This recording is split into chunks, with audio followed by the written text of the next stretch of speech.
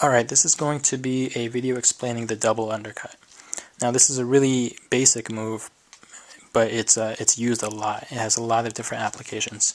You can use it to control a card, you can use it as a false cut, you can use it to displace a number of cards from the top of the deck to the bottom of the deck, and vice versa, a number of cards from the bottom to the top. And it does that without disturbing the order of any other cards in the deck.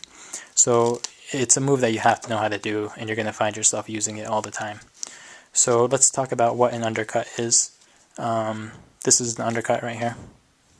So basically all I'm doing is holding the deck above an overhand grip.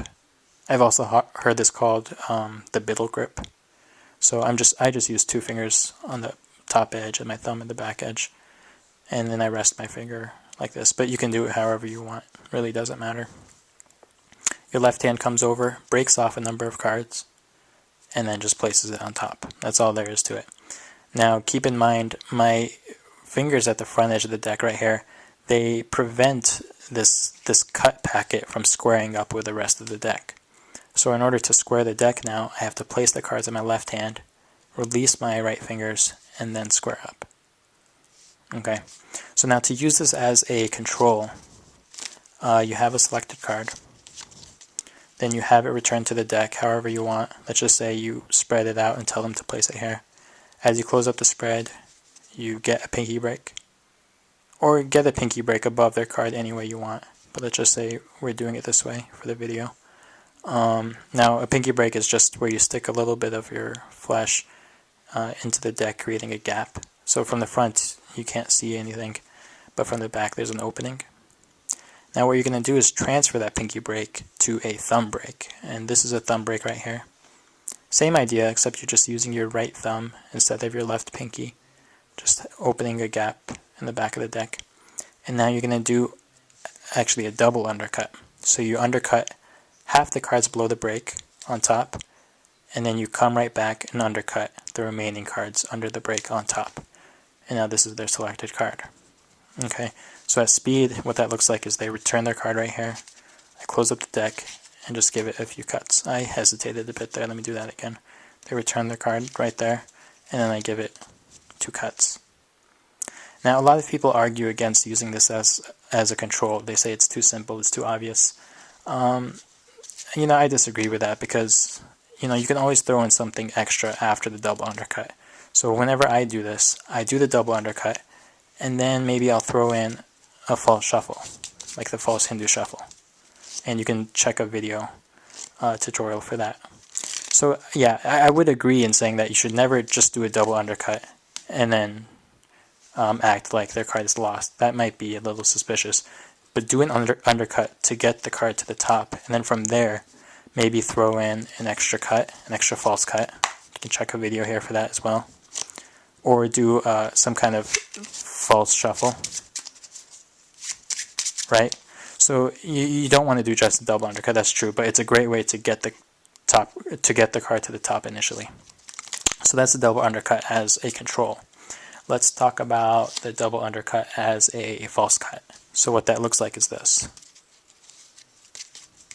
Okay, so now the card at the deck changed position there, and I'll do it once more. Oh, that was a little hesitation there. So this is actually a triple cut, right? So all you're doing is undercutting about a third of the deck. As you square this packet up, you're actually getting a break underneath it, and that's easy to do because it's angle jocked, right? So as you square up the deck, all you have to do is stick your pinky between those packets there, and as you square up, you can get a pinky break between them. Okay, then you transfer that pinky break to your thumb, and then you undercut half the packets remaining below the break, and then you undercut the remaining cards below the break, just like that. And the rhythm for this is cut 1, pause for a second, and then cut 2 in quick succession. Okay, so again, this is what that looks like. Bam, bam, bam. Okay, so cut, obtain pinky break, transfer to thumb break. Oh yeah, okay, and I should mention that happens very quickly. So when the transition between the pinky break and the thumb break happens very quickly. So when you undercut the first packet, get the pinky break, and then right away shift it to a thumb break. Don't wait too long, and then do boom, boom. Okay, and now the deck has maintained its order. That's a triple cut. And keep in mind, you don't have to do just 3 undercuts. You can do as many as you want. So you could do, 1, 2, 3, 4. You can do as many cuts as long as you finish at the break. Okay, so I do 1 undercut, I keep a break there. Now I can use as many cuts as I want to deposit all the rest of these cards on top of this initial bottom packet, right? So I could do very tiny packets, and as long as I finish at the break, the order of the deck is going to be maintained. So it's a really nice false cut. And the last thing to talk about is how to use this to displace a number of cards from the top to the bottom, or from the bottom to the top. And what I mean by that is, let's say you have a selected card at the top of the deck, but you want it on the bottom of the deck. So you can use a double undercut to do this. All you have to do is get a break underneath the top card. Okay. Then what you're going to do is undercut a number of cards, then square up, maintaining that pinky break under their top card, and then transfer that break to the thumb break, and then do a double undercut. And that takes their card to the bottom while maintaining the order of the rest of the cards, right? So once more, get the break under the top card, boom, boom, boom. Now you can do this in reverse. Let's say you wanted to take the bottom card to the top. So the 3 of diamonds. You get the break above the bottom card, and you're going to do something a little bit differently this time. Now you're going to transfer that break to a thumb break.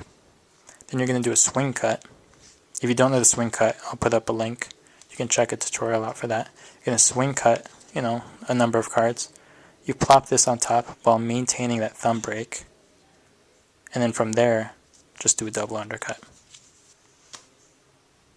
Right? Until you hit the break. And then that moves the bottom card to the top. And keep in mind, you don't have to do this with just a single card. You can do it with, let's say you had the 4 aces on top. You want to take them to the bottom, just get a break, and do the undercuts. And now they would be on the bottom, and vice versa. You can do it from the bottom to the top as well. Okay, so that's the double undercut for you. I advise you all to really learn this well, because you're going to find yourself using it a lot. Okay, thanks guys, bye.